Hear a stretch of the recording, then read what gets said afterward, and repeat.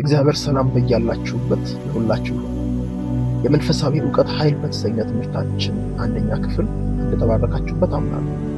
በትምህርታችንም ውስጥ እንደመነሻ የወሰድነው ምሳሌ 19:2 ላይ የሚገኝ ነፍስ ዕውቀት የሌለባት ትሆን ዘንድ መልካም አይደለም የሚል ነበር።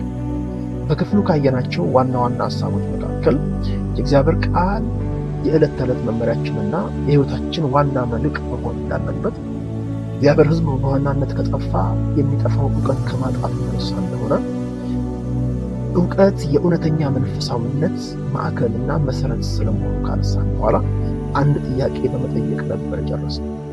መጽሐፍ ቅዱሳዊና መንፈሳዊ ዕውቀት ምንድን ነው የሚል ዛሬ ተከታዩን ክፍል እናያለን። ለመንፈሳዊ ዕውቀት ትክክለኛ ትርጉም ለመስጠት ይረዳን ዘንድ ምድራዊ እንዲሁም መንፈሳዊ ዕውቀት በሕይወታችን ውስጥ ያለውን የጎላ ሚና በመጠኑ እንመልከት። ዕውቀት የሰው ልጆች ሀብት ነው።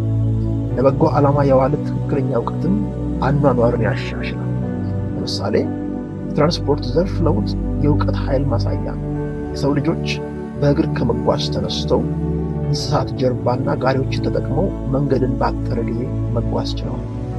የዕውቀቱ ደረጃ እያደገ የፊዚክስ፣ የኢንጂነሪንግና የኬሚስትሪ ዕውቀትን በመጠቀም በሞተር የሚሰሩ ተሽከርካሪዎችንና መኪኖችን ፈጥረው ሳይለፉ በፍጥነት በመሄድ ከባባድ ሸክሞችን ማጓጓዝ ችለዋል። በመቀጠልም በቅጽበት መላውን ዓለም ያገናኘውን አውሮፕላን ለመፍጠር ምክንያታዊ ሆኗል። የአእምሮ ሰላም የሚመልሱ እንደ ሳይኮሎጂ፣ ፍልስፍና፣ የታሪክ ትምህርቶች ዓለም ላይ ያሉትን ክስተቶች ምክንያታዊ በሆነ መንገድ እንድንመለከትና የሰዎችን ባህሪ ተረድተን የአእምሮ ሰላማችን በመጠኑ ቢሆን እንዲጠበቅ ያደርጋሉ። ለአካላዊ ጤንነት መሰረት የሆነው የሕክምና ሳይንስ፣ የባዮሎጂና የሥነ ምግብ ጥናት ዕውቀት በሽታዎችን በመከላከል በማዳንና ጤናማ የአኗኗር ዘይቤን ስለመከተል ያለንን ግንዛቤ በማሳደግ ሕይወት ጤናማ እንዲሆን ያስችላል። ሆኖም ምድራዊ ዕውቀት ብቻውን የሰው ልጅ ዘላቂ መልስ መሆን አይችልም። ለሙሉ የአእምሮ ሰላም መንፈሳዊ ዕውቀትና መረዳት ያስፈልጋል። በዮሐንስ 14:27 ላይ የተጠቀሰው የኢየሱስ ክርስቶስ ቃል ሰላሜን እሰጣችኋለሁ፣ እኔ የምሰጣችሁ ዓለም እንደሚሰጥ አይደለም ይላል። ከዚህ ዓለም ጭንቀት በላይ የሆነና በዚህ ዓለም ጥበብ የማይገኝ ሰላም አለ ማለት ነው። የሰላም እጦት ችግሩ ከስጋዊና ከአእምሯዊ ብቻ ሳይሆን መንፈሳዊ መሰረትን ዘርቆ የማስተካከል አቅም በመንፈሳዊ መረዳት በሚያልፍ የመንፈስ ቅዱስ አሰራር ውስጥ አለ። ለምሳሌ ችግሩ ከአጋንንት ጋር የሚገናኝ መሰረት ካለው ውጤታማ መፍትሄው መንፈሳዊ መንገድን ማካተት ይኖርበታል። መለኮታዊ ጥበብና ፈውስ በምድራዊ ዕውቀት ረጅም ጊዜ የሚሆንን ሕክምና ውጤቱን በቅጽበት ሊያስገኝ ጭምር ይችላል። ለምሳሌ በማቴዎስ 8 ከቁጥር 2-3 ላይ እንደተጻፈው ለምጻም ቀርቦ ጌታ ሆይ ብትወድስ ልታነጻኝ ትችላለህ እያለ በሰገደለት ጊዜ እጁን ዘርግቶ ዳሰሰውና እወዳለሁ ንጻ አለው። ወዲያውም ለምጹ ነጻ ይላል።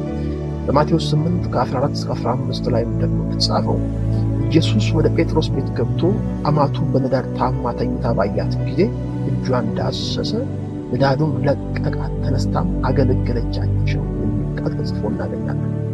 በማርቆስ 5:25-29 ደግሞ ከ12 ዓመት ጀምሮ ደም የሚፈሳት ሴት የኢየሱስን ወሬ ሰምታ በስተኋላው በሰዎች መካከል መጥታ ልብሱን ስትዳስስ የሆነውን ቃሉ ሲናገር ወዲያውም የደሟ ምንጭ ደረቀ፣ ከስቃይዋም እንደዳነች በሰውነቷ አወቀች ይላል። የሐዋርያት ሥራ ምዕራፍ 14 ቁጥር 8-10 ያለውን ታሪክ በልስጥራን እግሩ የሰለለ ከእናቱም ማጠብ ጀምሮ አንካሳ የሆነ ሰው ጳውሎስ ትኩር ብሎ ተመለከተውና ይድን ዘንድ እምነት እንዳለው ባየ ጊዜ በታላቅ ድምፅ ቀጥ ብለህ በእግር ቁም አለው። ብድግ ብሎም ተነስቶ ይመላለስ ነበር ይላል። በኢየሱስና በሐዋርያት ዘመን ብቻ ሳይሆን ከዚያም በኋላ የእኛን ዘመን ጨምሮ ከመንፈሳዊ መረዳትና አብሮት ከሚሰራ መንፈሳዊ ጸጋ የተነሳ አያሌ ቅጽበታዊ ፈውሶች እየሆኑ አሉ። አስታውሳለሁ አንድ ጊዜ ከ400 የማይበልጡ ሰዎች ባሉበት ጉባኤ እያገለገል 67 ሰዎች ቅጽበታዊ ፈውሳቸውን ተቀብለው ወዲያው ሲመሰክሩ አይቻልም። ከዚህም በላይ ይሰራል። ከመንፈሳዊ ዕውቀት ጋር ያለ የእግዚአብሔር አደራረግ የመንፈሳችንንና ነፍሳችንን ጤንነት ይንከባከባል። በ3ኛ ዮሐንስ ምዕራፍ 1 ቁጥር 2 ላይ ሐዋርያው ዮሐንስ ወዳጅ ሆይ ነፍስህ እንደሚከናወን በነገር ሁሉ እንዲከናወንልህና ጤና እንዲኖርህ ጸልያለሁ በማለት የነፍሳዊና አካላዊ ጤንነትን ተዛማጅነት ያሳየናል። ምድራዊ የምንለው እውቀት ራሱ እግዚአብሔር የፈጠረው ሰው የፈጠረው እግዚአብሔር ባርኮ በሰጠው አእምሮ እግዚአብሔር በፈቀደለት ዕድል ተጠቅሞ የሚያዳብሩ በመሆኑ የራሱ የእግዚአብሔር ስጦታ እንደሆነ ማሰብ እንችላለን። በዮሐንስ 3:27 ላይ ይላል ከሰማይ ካልተሰጠው ሰው አንዳች ሊቀበል አይችልም። ስለዚህ ዘላለማዊ ተስፋና የህይወት ትርጉም ከመንፈሳዊ ዕውቀትና መረዳት የሚገኝ ሆኖ በምድር ባለን ቆይታ የሚኖረን የህይወት ትርጉም ከምድራዊና ከመለኮታዊ ዕውቀት በሚገኝ ሚዛናዊ ግንዛቤ ይሰራል ማለት ነው። ታዲያ እንዲህ ያለው መንፈሳዊ ዕውቀት ከመፈለጋችን በፊት የምንፈልገው ዕውቀት በእርግጥ ምን እንደሆነ ካላወቅን ትክክለኛ ነገርን ላንፈልግ አሊያም ደግሞ ካገኘነው በኋላ እንዳላገኘ ሰው ፍለጋችንን ልንቀጥል እንችላለን። ስለዚህ መንፈሳዊ ዕውቀት በእርግጥ ምንድን